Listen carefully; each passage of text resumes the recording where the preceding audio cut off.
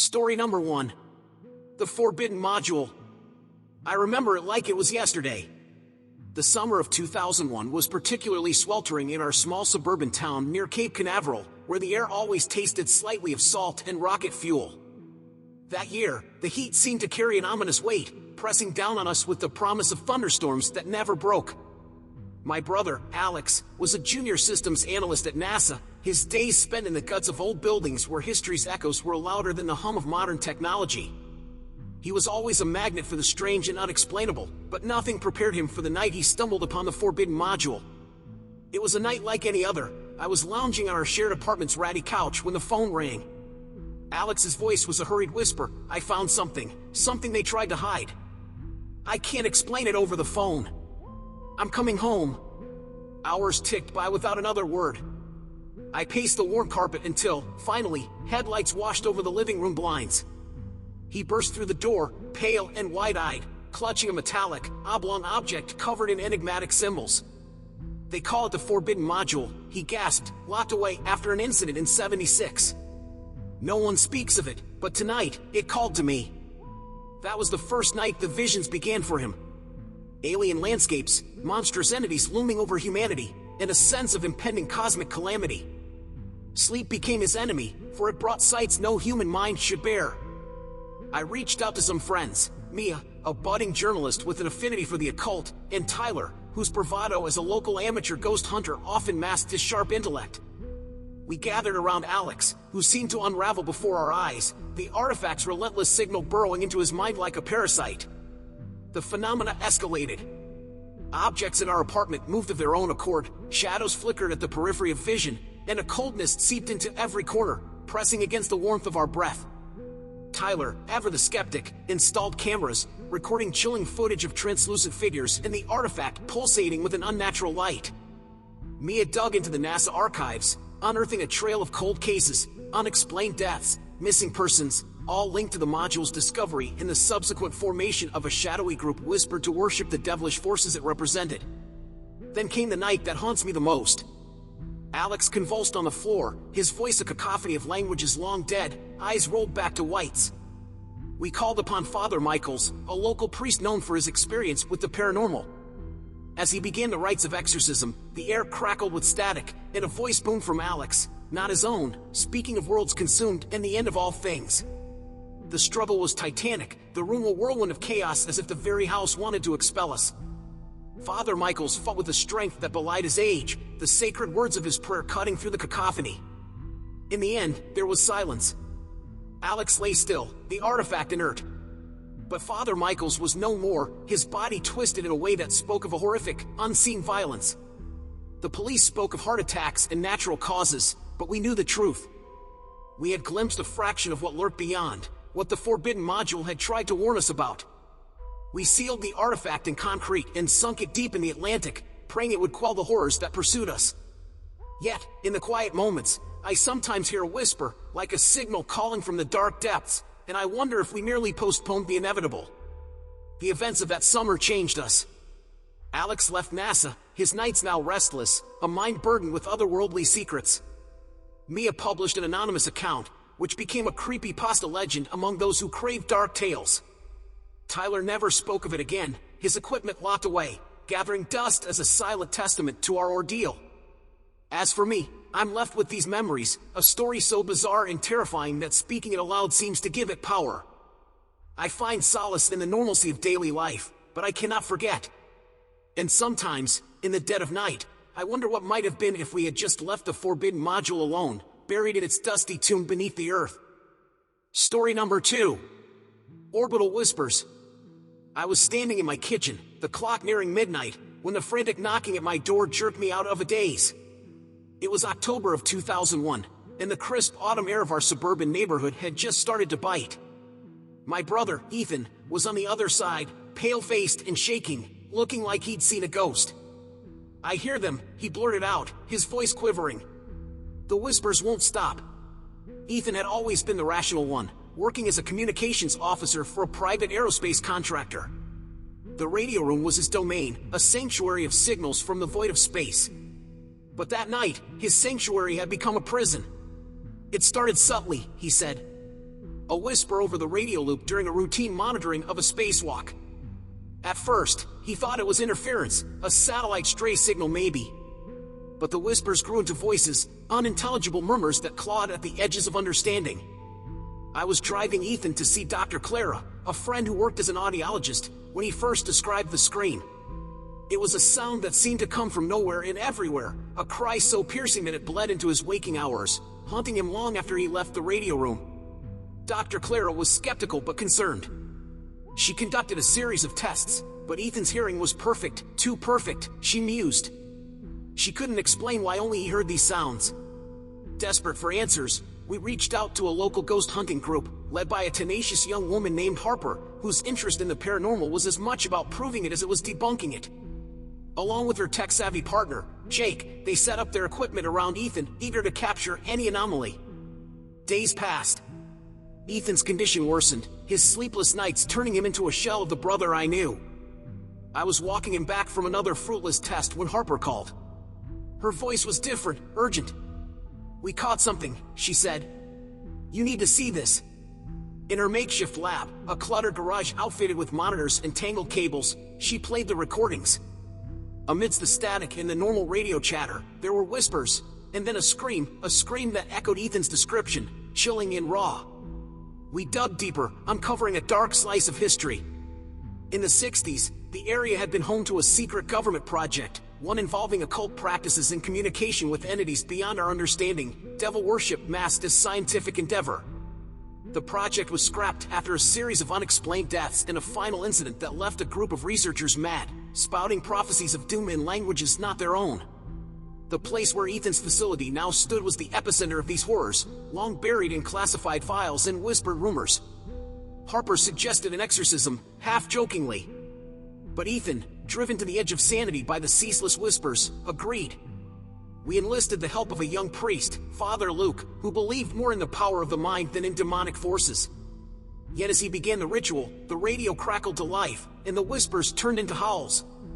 That night was a tempest of terror. Objects flew across the room, and shadows twisted into grotesque shapes. And from the radio, a cacophony of voices screamed in a symphony of madness. In the aftermath, Ethan was silent. The whispers had stopped, and with them, the voice of my brother. He wouldn't, or couldn't, speak again. The radio room was sealed off, deemed a hazardous area due to unstable frequencies. Harper's recordings became a viral sensation, the foundation of a creepypasta that thrilled and terrified in equal measure. Father Luke left the priesthood, his faith shaken by what he had witnessed. As for me, I'm left to care for Ethan, to tend to a brother who stares off into space, perhaps listening to the whispers of a universe we were never meant to hear. Sometimes, late at night, I wonder if sealing the room was enough. Or if the whispers are just waiting, gathering strength to speak again. Story number 3. The Shadow Experiment. I was just turning onto the quiet street where my brother's research facility stood, a nondescript building that was a front for something far beyond ordinary. The year was 2003, and the air was heavy with the kind of tension that comes before a storm. My brother, Luke, had been part of a secretive project, something about testing the psychological effects of deep space on the human mind. He'd been tight-lipped about the whole thing, but on that night, he called me in a panic. "Sarah, you need to come now," was all he managed before the line went dead. When I arrived, the facility was in chaos. People were running out, some screaming, others with a look of terror that froze their features into a mask of dread. I was walking through the corridors, the lights flickering above me, searching for Luke. I found him in his office, a disheveled shadow of his usually neat self, eyes darting to the corners of the room. "It's here," he whispered, the shadow. "It came through, we didn't mean to." He couldn't meet my eyes, constantly looking over my shoulder as if expecting to see something lurk there. His hands shook, and when he finally glanced at me, there was a plea for help so desperate it broke my heart. The staff had been exposed to simulated deep space conditions, but something went horribly wrong. A shadow entity, formless and evasive, had appeared in the facility. It was a presence that could only be seen peripherally, a trick on the eyes that turned the rational mind to madness. The more they tried to focus on it, the less they saw, until paranoia seeped into their bones. I called in my friend, Zoe, who was as close to a paranormal expert as one could be in our small town, with a healthy fascination for the unexplained. Alongside her was Alex, a local journalist looking for a breakthrough story, and his cameraman, Tyler, who thought of it all as a big joke. We stayed overnight, armed with cameras and a heavy dose of skepticism. But as night crept over the facility, so did the sense of being watched from just beyond our line of sight. Shadows seemed to twist, and with every turn of the head, there was the briefest glimpse of something more, darker, denser than the darkness around it. It started with noises, faint whispers that mimicked our own conversations, and escalated to cold spots and equipment failing inexplicably. Tyler, once the doubter, was the first to break, claiming he saw it face to face, if such a thing had a face. His description was a chaos of words, a senseless attempt to rationalize an encounter that had none. Zoe conducted her version of an exorcism, but it felt like throwing pebbles at a hurricane. Nothing shifted the presence of the shadow, and the night ended with us fleeing, as much from the inexplicable dread as from the tangible cold that seemed to press against our very souls. In the following days, the facility was closed, classified as a hazardous area due to a chemical leak. Luke quit his job, but he never left our hometown, the once brilliant scientist now just another person jumping at shadows. Alex wrote an article, but it was buried beneath layers of denial and government red tape. Yet his words found a way to the surface, morphing into a creepypasta that circulated online, a tale of the shadow experiment gone awry. As for me, I can't pass by a dark corner without feeling a tingle at the base of my spine, a primal warning. Sometimes, when I'm alone, I swear I catch something in the corner of my eye, a darkness that's deeper than the night. I try to convince myself it's all in my head, but deep down, I fear the shadow experiment unleashed something that we were never meant to encounter. Story number 4. The Haunted Rover. I was sipping my third cup of coffee when my brother, Michael, burst into my apartment, his face a sickly shade of white. It was a humid night in August 2004, the sort where the air feels thick with electricity, as if a storm is always on the verge of breaking. Michael worked as a data analyst at the local aerospace command center, a job that had become his life since he graduated with honors in astrophysics. "They're moving, Sarah," he gasped, slumping against the kitchen counter as if his legs could no longer bear his weight. I led him to the couch, my heart pounding with a mixture of concern and the adrenaline that precedes the unveiling of something unthinkable. "The images from the rover, they're not normal," he continued, his voice barely a whisper. The Mars rover had been a source of pride for the team, sending back high-resolution images of the red planet's surface for months. But recently, the images had changed, unnervingly so. Instead of the barren landscapes, the latest batch contained reflections, figures that mirrored the movements of the team members, as though an invisible mirror was casting back their images on the dusty Martian soil. Chills crept up my spine as Michael described it, his usually logical and skeptical mind struggling to process the impossibility of what he was seeing.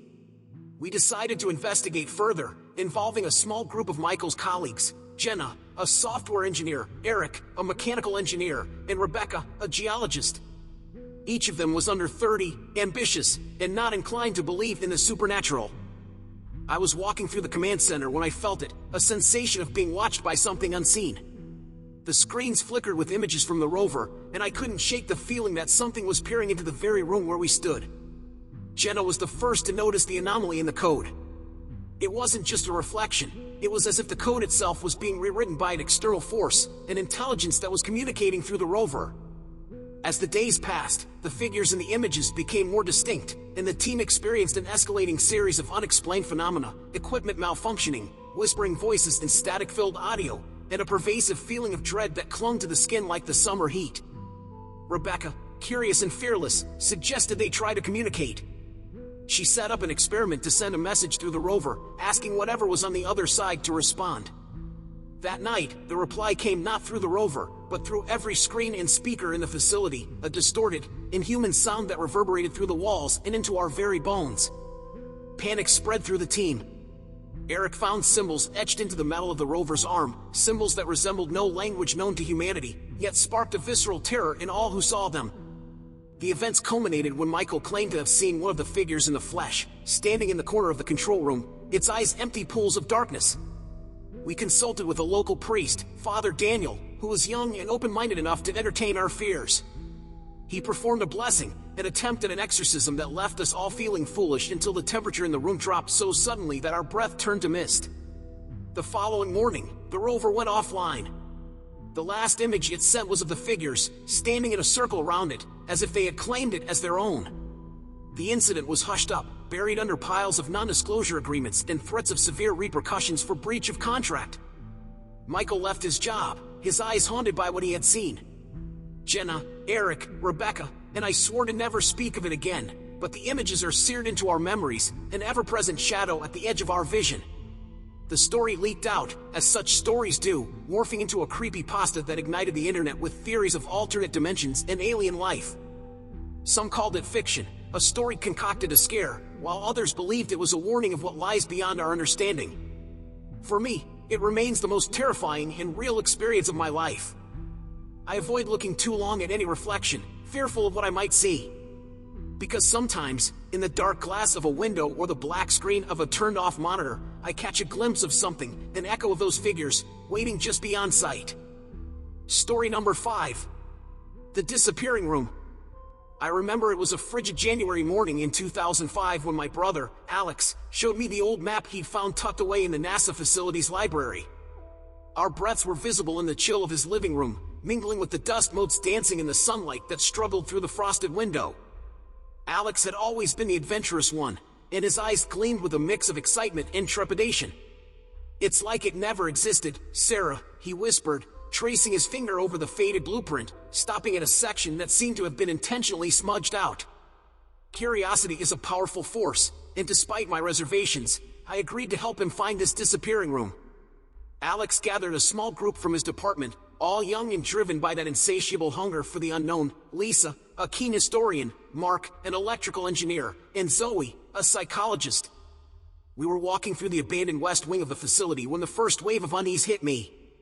The air was stale, thick with the ghosts of forgotten research and the ashes of burnt documents. The hidden room was exactly where the old map said it would be, but its door was obscured by a heavy filing cabinet, as if someone had tried to erase its existence. Alex was the first to push the door open, and we stepped into a time capsule. The lab was a graveyard of half-finished experiments and dated equipment, coated with a layer of dust that seemed to muffle our every step. Lisa was fascinated by the archaic files scattered across the desks, detailing experiments on time perception and reality manipulation, experiments that should have been well beyond the technological capabilities of their time. Mark disappeared for a few minutes, returning with a bewildered look. He claimed he had only stepped out into the hallway to check the wiring, yet his watch told him he'd been gone for hours. The room seemed to hum with a silent melody, an undercurrent that tugged at the edges of our sanity.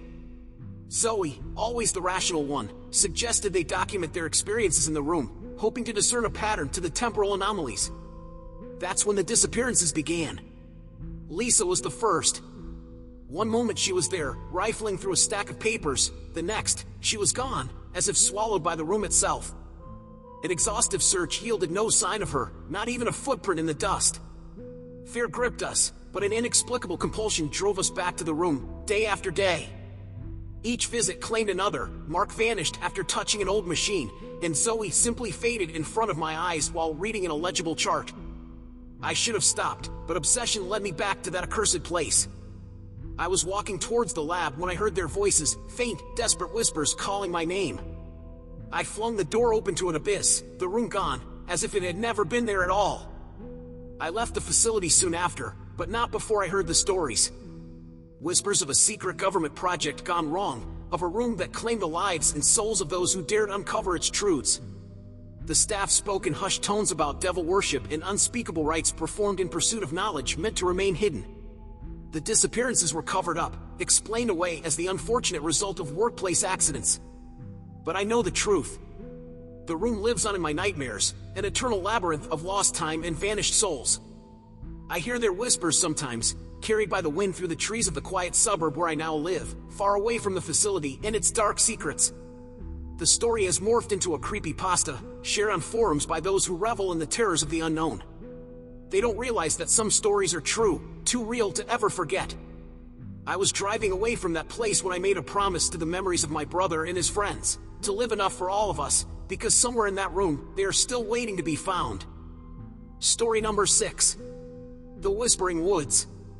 It's been years since that harrowing autumn of 2006, but the memories still creep into my dreams, sending chills down my spine and a silent scream into the quiet of my room. The episodes began shortly after I moved to a sleepy suburb on the outskirts of Richmond, Virginia, where the past seemed as much a resident as the people.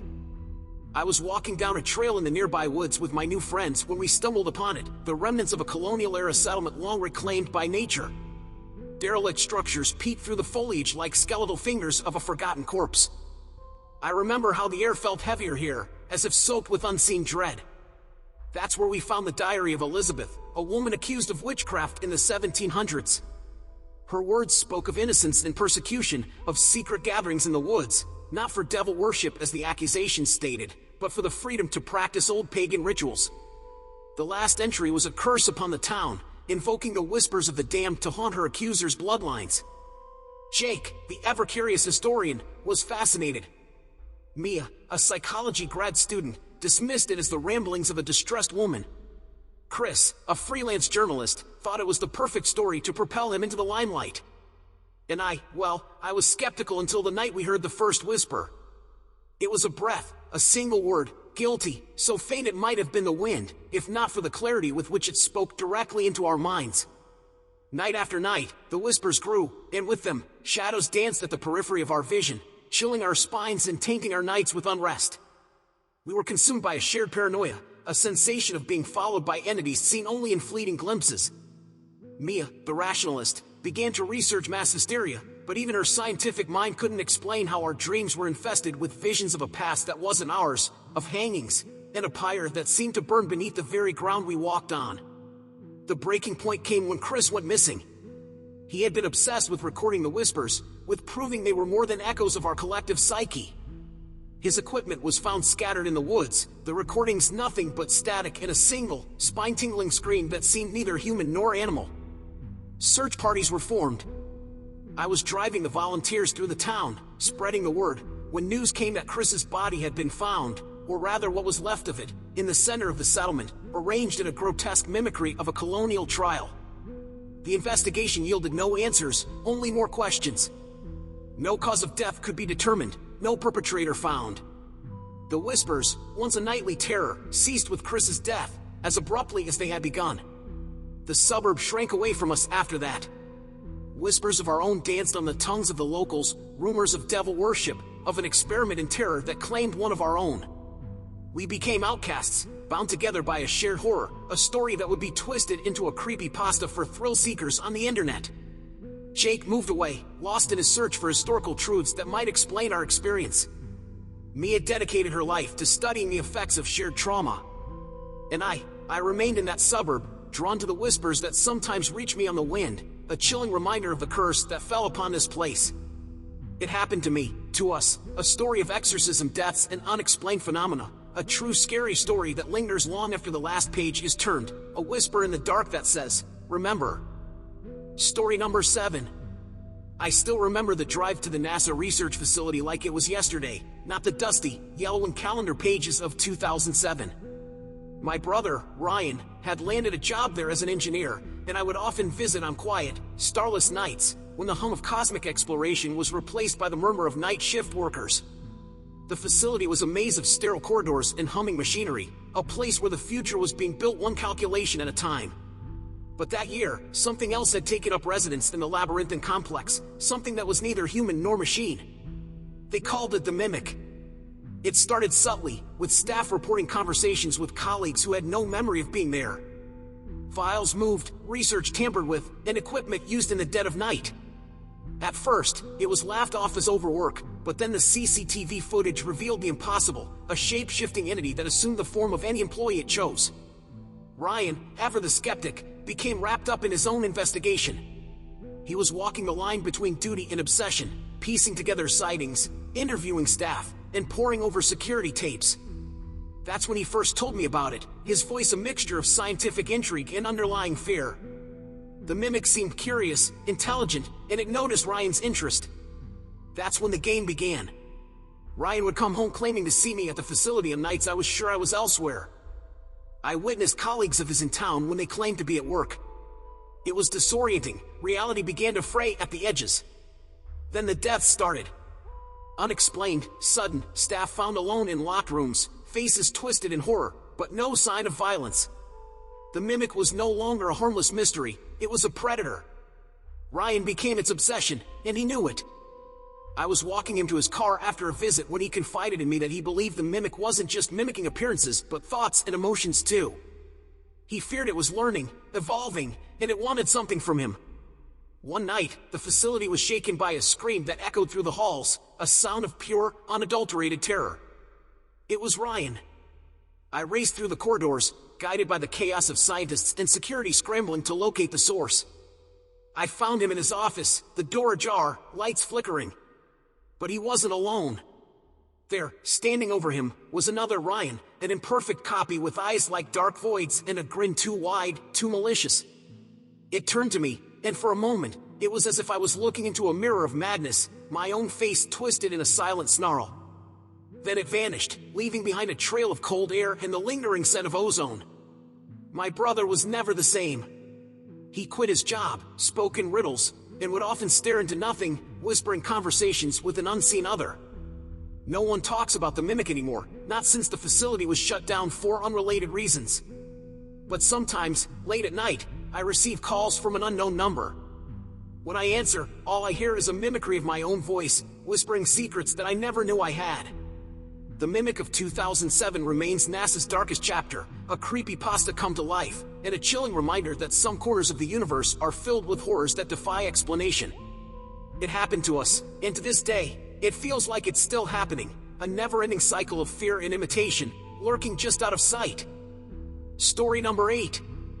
I was walking through the sterile halls of the research facility when I got the call that would unravel the fabric of my reality. It was October 2008, and my brother, Alex, had been working on a classified project simulating black hole environments. That evening, his voice crackled through my phone, tinged with an urgency that sent shivers down my spine.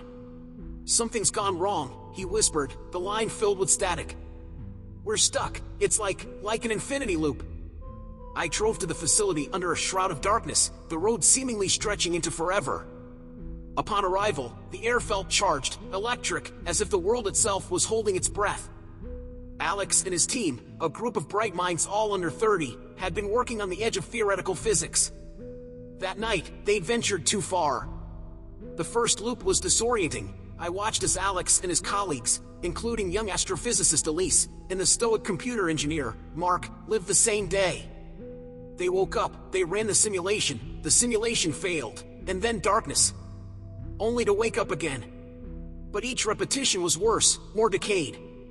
Clocks spun wildly, screens flickered with ghostly images, and the shadows seemed to watch and whisper.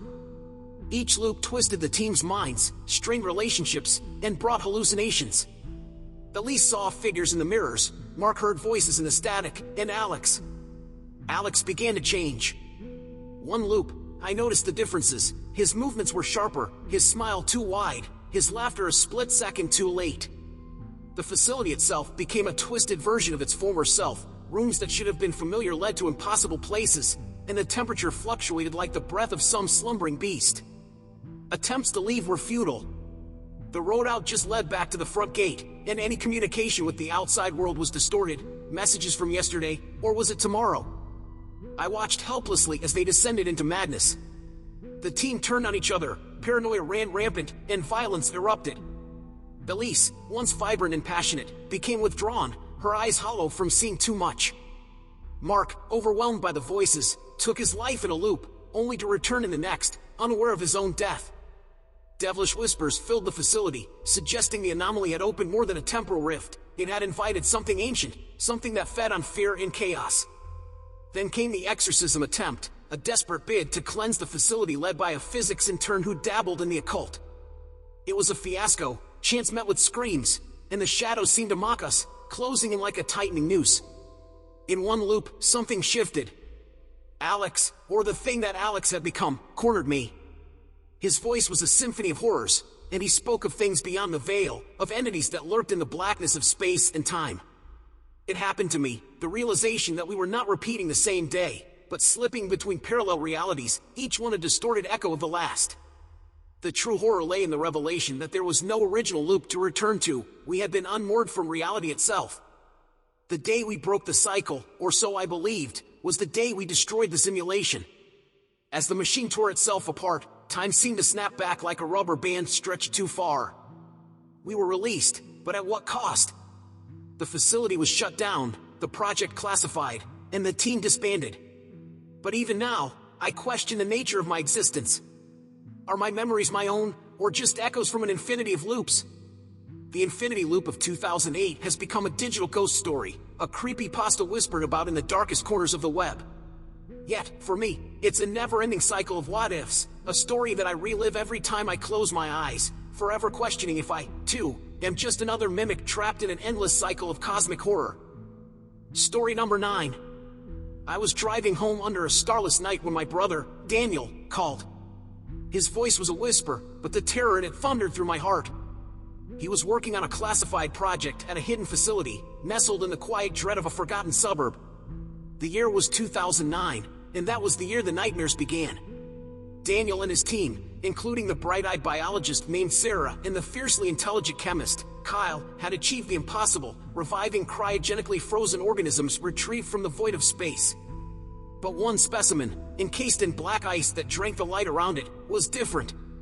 It's not just alive, it thinks, it dreams.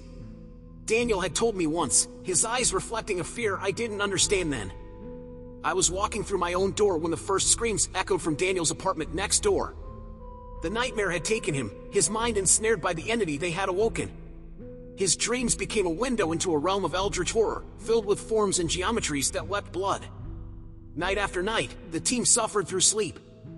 They whispered of a darkness that crept into their thoughts, an ancient intelligence that whispered promises of madness. Their dreams, vivid, visceral, unnaturally lucid, became battlefields where their sanity was the price of defeat. Sarah, once vibrant with her love for life, became a shell. Her dreams were of a garden where the plants screamed and the earth bled, and she was the gardener, forced to prune and trim with blades made of bone. Kyle fared no worse, his intellect became his torture. He dreamed of equations that writhed and twisted, solving them only to be driven deeper into insanity. The facility became a haunted house, where the ghost was a thought, a creeping chill in the mind. It happened to me, the night I stayed over, trying to care for Daniel. The entity reached out, and my dreams became a canvas for it to paint its malice upon. I was walking in a city of mirrors, each reflection a twisted version of myself, each turn a step closer to a madness that clawed at the edges of my mind. When I awoke, the room was cold as the grave, and Daniel was gone. The investigation that followed uncovered the terrible truth. The entity was a form of life so ancient, so alien, that its existence was intertwined with the fabric of nightmares. It had been waiting in the icy grip of space, dreaming its dark dreams until we, in our hubris, had invited it into our world. One by one, the team disappeared, claimed by the nightmares that they could no longer wake from. I searched for Daniel, driven by the memories of our childhood, by the love that only siblings know. I found him in the facility, in the chamber where the black ice had melted away. He was smiling, but his eyes were voids that no light could fill. He whispered of a garden, of equations, of a city of mirrors, and then he slept, never to wake again. The facility was buried, the project scrubbed from existence. But the nightmares remained, a virus of the mind that spreads in hushed tones across the internet, mutating into a creepypasta that chills the spine of any who read it. I was driving away from the suburb that had become a crypt for my brother and his dreams. I carry the horror of what happened, the memory of those nights, the weight of an ancient intelligence's gaze. In the end, the cryogenic nightmare was not just Daniel's, or the team's, it became mine, and through this tale, it may yet become yours.